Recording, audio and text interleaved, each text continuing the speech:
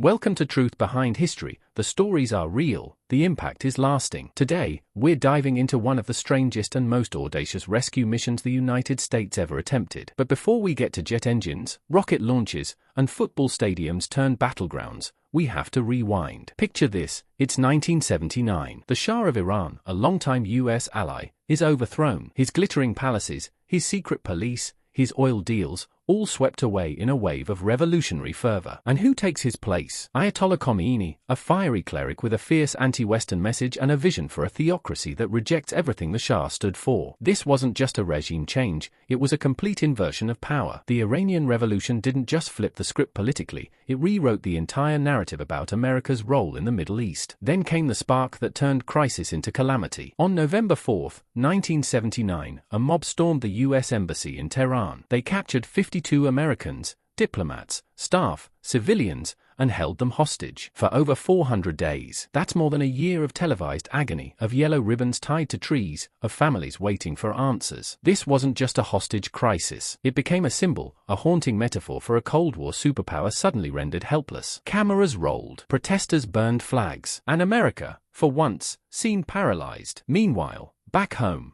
President Jimmy Carter faced the pressure cooker of a lifetime. Every day the hostages remained captive, public trust in his leadership eroded. Critics called it a leadership vacuum. Allies questioned his resolve. And with an election looming, the crisis was no longer just foreign policy, it was political survival. So the stage is set. Revolution abroad, crisis at home, and a ticking clock with American lives hanging in the balance. Now, what happens when a superpower panics? When it reaches for technology, for military muscle, to solve a problem rooted in politics and people? Let's find out.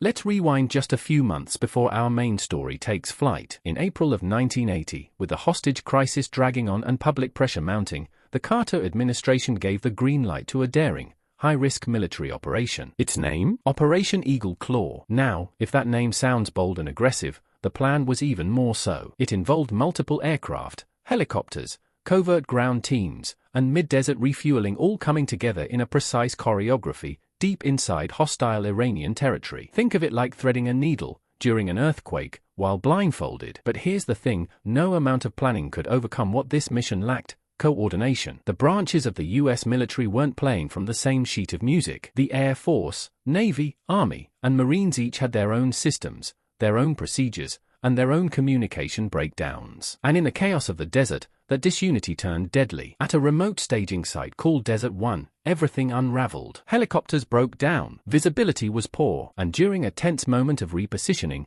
a helicopter collided with a transport aircraft. Flames erupted, the mission was aborted, and 8 American servicemen, brave men, trained for the impossible, died before even reaching the target. The fallout was immediate and global. American military prestige took a gut punch. Allies were shaken. Enemies emboldened. At home, the images of burnt wreckage in the Iranian desert became a symbol of failure, not just in tactics, but in leadership and strategy. Operation Eagle Claw wasn't just a failed rescue. It was a scar, a public humiliation that made it painfully clear: even the world's most powerful military can stumble, especially when its institutions aren't in sync. But here's the twist: instead of pulling back, the US response was to double down. And that's where our next chapter begins. With a plan so radical, so ambitious, it almost sounds like science fiction.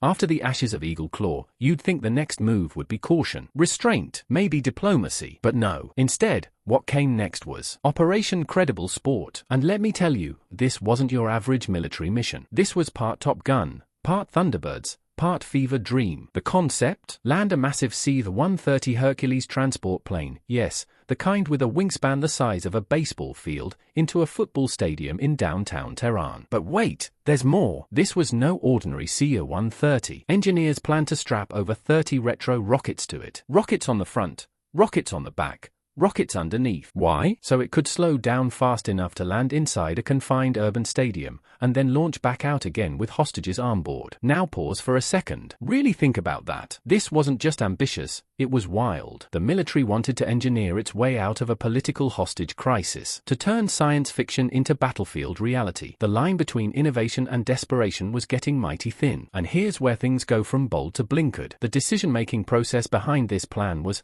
let's call it insulated. Sealed off. You had defense contractors, Air Force engineers, and Pentagon officials so dazzled by the technology, so hungry for redemption, that they stopped asking basic questions, like, is this even remotely practical? Or what happens if this goes wrong in front of the whole world? Again, what they created was a marvel of machinery, yes, but one that ignored the basic human and political realities of the situation. It was a solution crafted in a lab, not in a room with diplomats, strategists, or regional experts. It was, in every sense, a technological fantasy. And fantasies, no matter how spectacular, don't always survive contact with reality. Let's talk next about why this plan existed in the first place, because it wasn't just tech optimism. It was a product of something deeper, something systemic.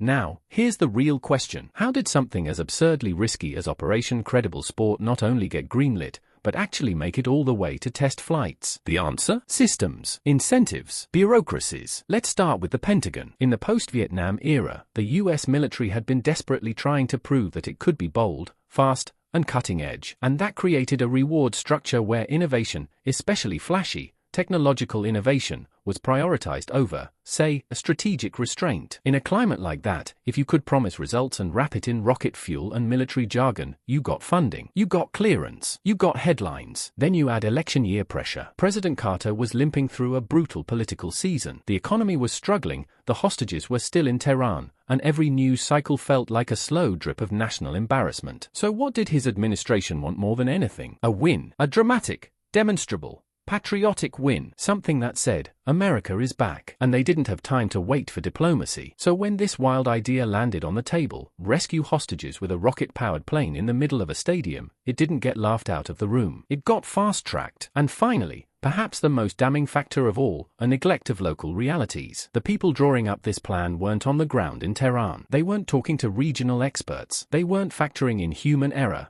cultural dynamics, or the narrow, congested streets of a city that was already in revolutionary turmoil. They were thinking in abstractions, in diagrams, in equations and projections, not in people. So what you end up with is a case study in how systems, when misaligned, can produce breathtakingly bad decisions. Not because anyone intended harm, but because the machine was built to reward speed, spectacle, and certainty over caution, consultation, and common sense. And that machine was about to meet its limits, literally. October 29, 1980, the day Credible Sport came crashing, literally, back to Earth. Now, remember, this rocket-loaded C-130 was never meant to be subtle. It looked like something out of a Cold War comic book. The engineers had taken a giant cargo plane and bolted rockets to it like they were customizing a drag racer. So when they gathered at an airfield in Mississippi for the test flight, they weren't just testing a plane, they were testing an idea that brute force engineering could solve a geopolitical crisis. The crew on board was brave. No question about it. These were elite test pilots willing to fly a barely-tested prototype into a simulated stadium landing. And for a moment, it actually worked. The plane descended, the rear rockets fired, slowing its approach. Then came the front rockets, meant to stop the plane right before touchdown. But something went wrong. Very wrong. The forward-facing rockets, meant to slow the plane at the very last second, fired prematurely. Way too early. The result? A violent nosedive. The plane slammed into the runway, ripping apart as fire exploded from the fuselage. Miraculously, no one died. That part's almost hard to believe. The pilots and crew survived, crawling out of the burning wreckage with their lives intact. But the mission? Done. Over. The test footage was so dramatic, so damning, that even the most optimistic officials couldn't pretend this was going to work. The aircraft was totaled, the spectacle complete, and the project, once cloaked in secrecy and hope, was quietly shelved. The timing couldn't have been more telling. Just days later, Ronald Reagan would defeat Carter in a landslide election, and not long after that, the hostages would be released through diplomacy, not rockets. So in the end, Operation Credible Sport didn't just crash a plane. It crashed the idea that you can engineer your way out of every geopolitical crisis. Sometimes, raw ambition meets the hard ground of reality, and loses. So what do we actually learn from this wreckage? Let's zoom out. Because Operation Credible Sport wasn't just a technical failure. It was a systemic one. A perfect storm of centralized decision-making gone unchecked. Think about it. How did we get to the point where engineers were strapping rockets to a cargo plane to land in the middle of a hostile capital city? This wasn't about bad luck. It was about a chain of command that rewarded boldness over realism, about bureaucracies that operated in silos, with little crosstalk between field intelligence, cultural analysts, and the people actually drawing up the flight path. Local resistance networks inside Iran? Ignored. Potential for negotiation? Minimized. Even the CIA's own intel was sidelined in favor of a high-tech miracle cure. This is what happens when power becomes too centralized. When decisions are made far from the ground, by people who are insulated from the risks and disconnected from the culture they're operating in. And the result? A waste of time, a waste of money, a near loss of life, and a deeper erosion of trust in American competence on the world stage. It's easy to laugh at the absurdity of a rocket-powered landing in a soccer stadium, but behind the humor is a serious lesson. Central planning, especially when driven by political desperation, can lead even the best institutions into blind alleys. The kind where innovation becomes a distraction from strategy, where speed replaces wisdom, where boldness becomes hubris. And that hubris came with a cost, not just in burned aircraft and failed missions, but in America's credibility, both at home and abroad.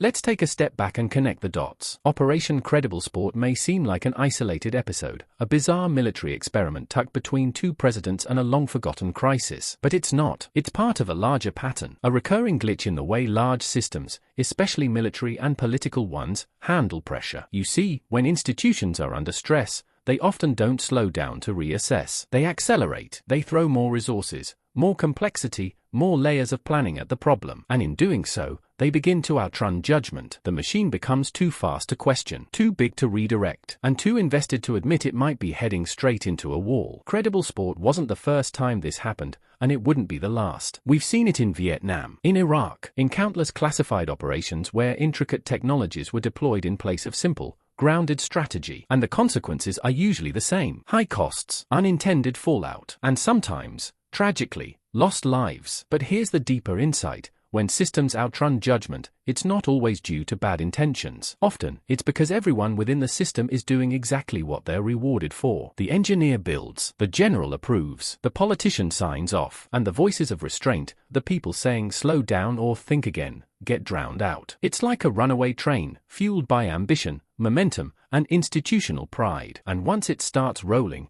it's incredibly hard to stop. That's why Operation Credible Sport still matters. It reminds us that even well-meaning, brilliant people can create something dangerously misguided when the system around them rewards action over reflection.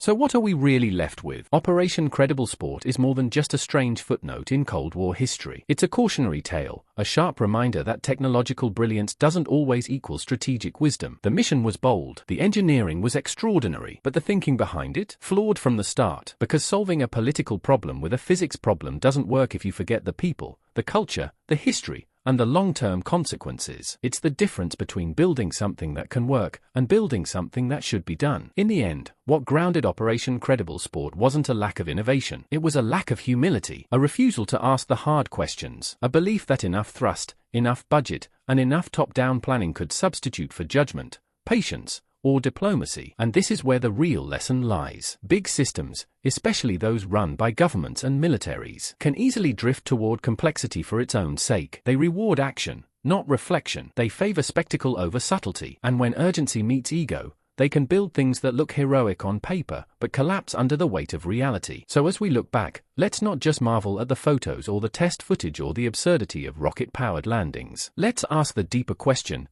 how do we design institutions that value wisdom as much as capability, that prioritize understanding as much as action? Because in the end, it's not enough to be able to land a plane in a stadium. You have to know why you're landing there in the first place. Thanks for watching this episode of Truth Behind History. If you enjoyed this journey into one of the strangest military projects ever conceived, hit that like button, drop a comment, and make sure to subscribe for more stories that go deeper than the textbooks ever will. And if you want to listen to this episode on the go, check out the podcast version linked in the description below. We've got more episodes waiting, because when you understand the past, you start to see the present a little more clearly.